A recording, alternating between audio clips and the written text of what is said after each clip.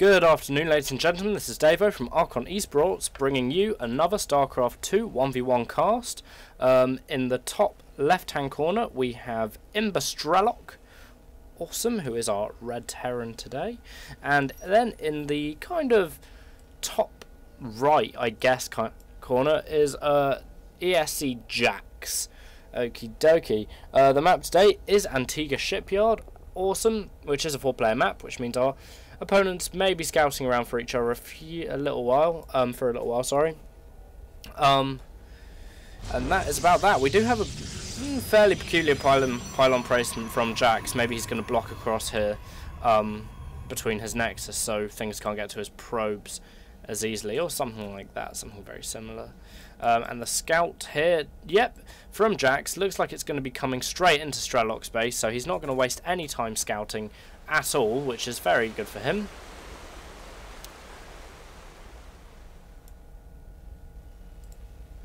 Okay, awesome. Now Strelok is coming out here, and it looks like he's about to put down his barracks. There it is. Awesome. We do have Jaxx, sorry, in the amazing green colour. Excellent. Wow. Which is a colour that many players don't choose. But I like it on the same. But I do like Terran in red. They're very, very cool in red. Because I like the way that quite a lot of Terran units kind of have like worn, or kind of like a worn paint effect. And it looks really nice with the red paint job, I think. We do have a probe war going on here. This probe will lose against the SCV if he's not careful, especially that little sly dig the SCV managed to get off. But if the probe can avoid the SCV for long enough, whilst letting his shields regenerate, then he should be able to win the fight. But unfortunately, it is dead and reduced to 4 little scraps of dead probe. We do have Marine coming out as well, which are also good at making things a small little scrap of dead probe, which is awesome. We do have the gateway finishing now, and a cybernetics core going down with very kind of normal play from Jaxx for a Protoss player. It's pretty much the play that we see every single time, because it is pretty good. Well, it is the most balanced, definitely, way to start out as Protoss, because you can do what is known as a 2-gate in base and just run Zealots straight into their base, but it's not necessarily the best tactic. It's quite a bit of the all-in sort of tactic. It does look like Jaxx is either going to be obstructing a engineering base go down, or he is actually just going to put down a nexus here, which he is actually going to do. Yeah, he's going to put down a nexus. For a minute there I was a little bit worried that we were just going to see that probe going back and forth all the time to restrict Strelok's ability to harass his opponent in the early game. But I mean, Strelok is expanding as well, both players taking the option to expand over the option to be aggressive in the early game, which is very commendable. I kind of like that better, because it leads to a longer, more kind of fulfilling game. We do have a Stalker coming out as well, which is going to be protecting the new base from Jaxx. Oh yeah, by the way, Strelok is Ukrainian and Jaxx is a German. There we are. Just thought I'd quickly add that in, seeing as, you know, why on earth not? Okay, so we do have more Marines here, just kind of waiting for something to happen in their small Marine boring lives. This Stalker here looks like it could be going for a bit of a poke. I mean, he is quite a lot faster than lots of the units in StarCraft 2, so he should be able to get away quite easily, really. He is faster than Marines without stim, which he will need now to get away, only losing 3 HP, which is very, you know, it's pretty good, really. It was a good time to pull back, seeing as that is essentially a brand new Stalker still, and now with the shields coming back as well, it is returning to its former glory. Awesome. More gateways on the way for Jaxx. I think both players really finishing their expansions at roughly the same time.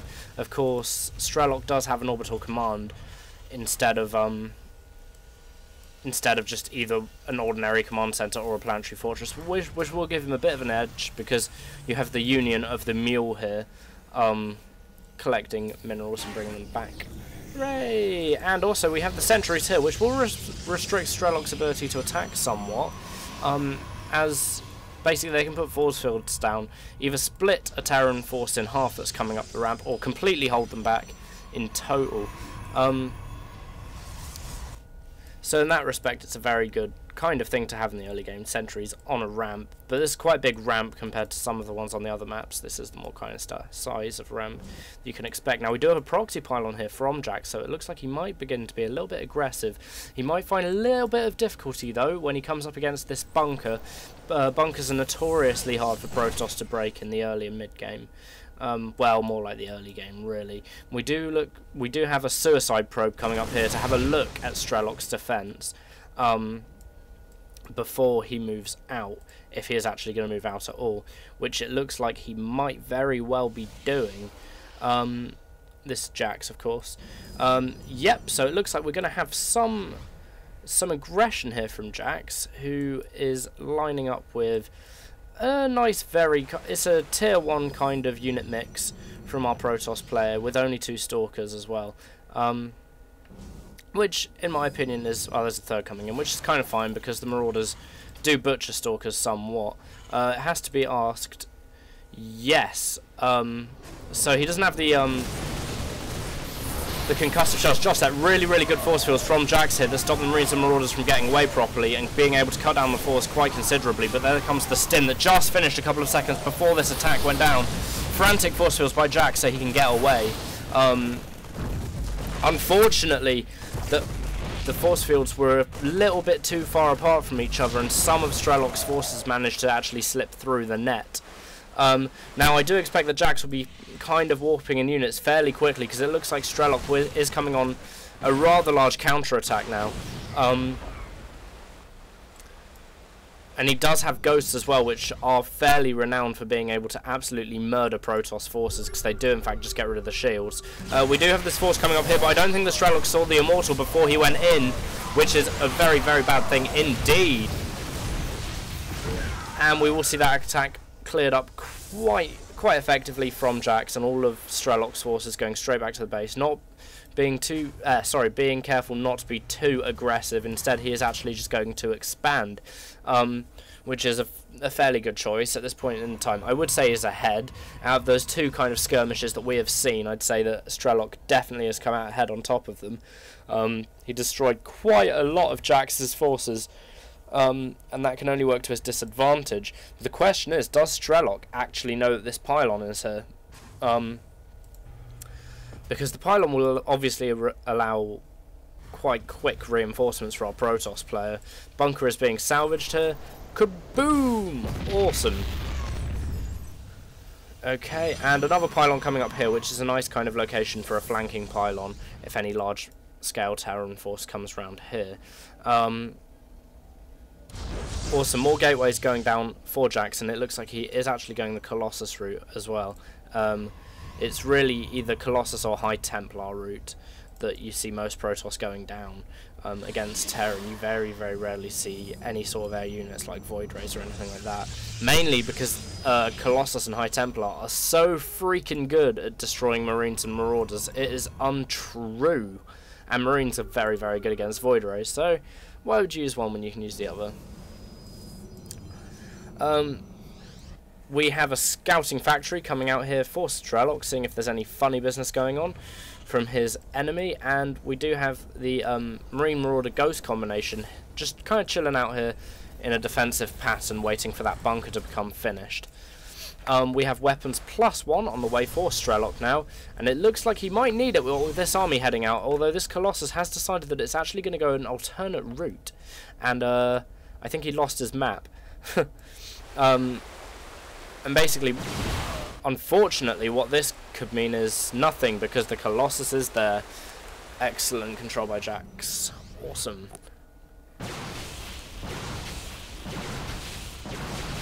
We do have the Ghost coming up here, who looks like he's about to EMP these Stalkers, which will give the Terran army the edge in the battle ahead.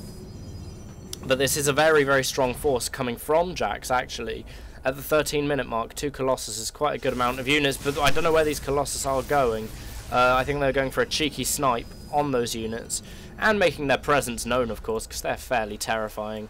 So now we do have 3 Colossus on the way as well, well, we have 3 Colossus there as well. And what with the Guardian Shield as well, this should be quite a major engagement here.